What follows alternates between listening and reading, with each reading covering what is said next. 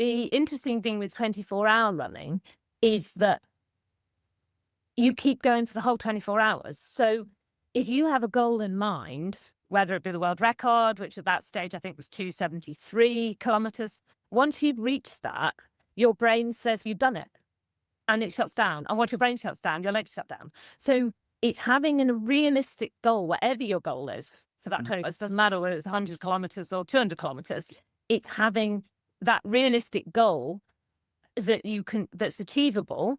But equally, if you achieve it too early, you're not going to go any further. And then you realize, actually, I could have gone on and done more. So I think the hardest thing for me was breaking the record with an hour to go and then knowing I had to keep going. And the only reason I had to keep going was because the other girls were going to catch me if I stopped. So I had to keep going because it was like, this is my race to lose now. And obviously being not just breaking the world record, but I wanted that world championship gold as well. So that was probably the hardest part in a way, was keeping going after I'd achieved my goal. Yeah. The British team, the crew, were trying very hard to persuade me that I could get the outright British record, which is 281 kilometers. Now, it was my fault slightly because I had in my head 285 kilometers and I didn't think that was physically possible. And by that point, I was so dizzy, I knew if I fell that my race would be over. So I had to say, no, I can't do that. Part of me now wishes that I had gone for it because it was only 281 kilometers, which is a lot closer than 285.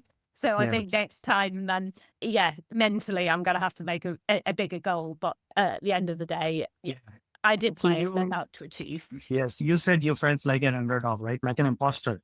Yeah. So tell me, when did you, from the moment you committed internally, when did you started believing in it, right? For how long did it felt like might not happen and you're the imposter? About 18 and a half hours into the race, in the first 24 hours, because I walked for 4 hours, it was about 17 and a half hours that my hip went, my back went, which is why I ended up walking for the 4 hours. So the aim was to get over that hurdle mentally of going past 17 and a half hours. And it just seemed to coincide with me going into the lead at that point. And so I think that was such a mental boost that I'm now in the lead. Oh my gosh, I could actually do this. And then, then it was a case of doing maths all the way around, looking at the pace, looking at the kilometers. And it was, because 24-hour running is laps. That's the way they monitor it. That's the way it can be done with crew. So the lap was only 1,500 meters. So the math should be nice and simple because it should work out at 7 minutes per lap. If it's 8 minutes per mile, the mile is 1,600 meters. But when you've run for 18 plus hours, your brain doesn't really work anymore.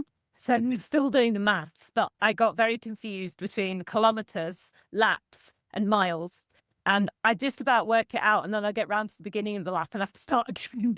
So quite a lot of the race was actually, certainly the last 6 hours of the race was actually doing maths. And then when I broke the world record, I stopped doing maths and stopped caring and just kept running around in circles. Yeah.